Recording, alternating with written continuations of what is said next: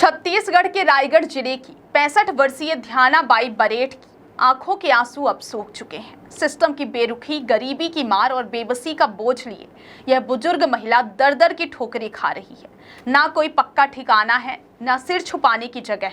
उनके पास बस एक बैग है जिसमें कुछ कपड़े और ढेरों चिट्ठियां हैं। रायगढ़ के चक्रधर नगर में शनि मंदिर के पास खुले आसमान के नीचे कभी धूप तो कभी बारिश की मार सहते हुए ध्यानाबाई अपनी जिंदगी गुजार रही हैं। उन्होंने प्रधानमंत्री आवास योजना के तहत घर पाने के लिए प्रधानमंत्री नरेंद्र मोदी, मुख्यमंत्री विष्णुदेव साय, गृह मंत्री विजय शर्मा और उप मुख्यमंत्री अरुण साव को कई बार चिट्ठी लिखी है। मंत्रियों के बगलों के चक्कर काट रही हैं, लेकिन उन्हें अब तक घर नहीं मिला। उल्टा घर के बदले उनसे 2,73,000 रुपए की मांग की गई।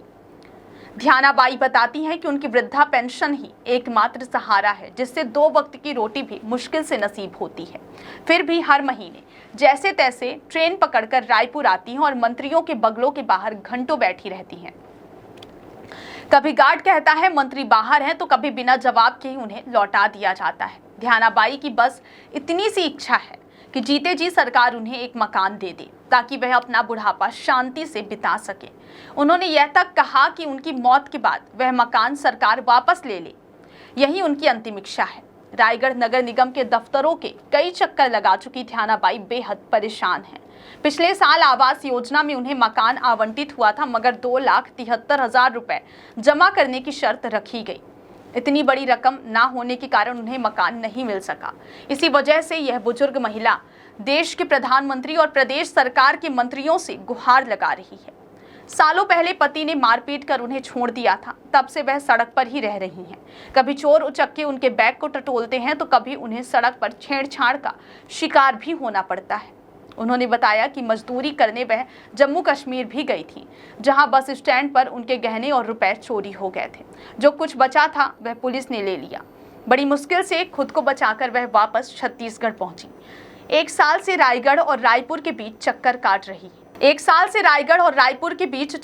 रही इस महिला की मदद के लिए अब तक कोई आगे नहीं आया। बार बार नगर निगम के दफ्तर जाने पर अफसर भी उनसे चिड़चिड़ा जाते हैं और उन्हें भगा देते हैं। ध्यानाबाई के पास नगर निगम रायगढ़ की एक चिट्ठी है, जिसमें प्रधानमंत्री आवास योजना के तहत चंद्रनगर में उन्हें एक मकान आवंटित किए जाने की जानकारी दी गई। लॉटरी के माध्यम से उन्हें ब्लॉक डी में मकान नंबर 23 आवंटित हुआ है। हालांकि इस पत्र में स्पष्ट रूप से लिखा है कि इस आवास का स्थायी कब्जा प्राप्त करने के लिए उन्हें 30 अगस्त 2024 तक 2,73,000 रुपए निगम कोष में जमा करने होंगे। ऐसा ना करने पर उनका आवंटन निरस्त कर दिया जाएगा। ध्यानाबाई के बैग में उम्मीद से भरी चिट्ठियां हैं, जो उन्होंने प्रधानमंत्री नरेंद्र मोदी, छत्तीसगढ़ के मुख्यमंत्री विष्णुदेव साय और उप मुख्यमंत्री विजय शर्मा को लिखी हैं। अपनी वृद्धा पेंशन के सहारे जिंदगी गुजार रही ध्यानाबाई का सवाल है कि मकान के बदले उनसे मांगी जा रही इतनी बड़ी रकम सरकार किसी और निधि या मद से जमा क्यों नहीं करा सकती। उनकी बस यही इच्छा है कि उन्हें एक मकान मिल जाए, जिससे वह अपना बुढ़ापा ठीक से काट सके। यह कहानी सिस्टम की संवेदनहीनता और एक बेसहारा बुजुर्ग महिला की बेबसी को दर्शाती है।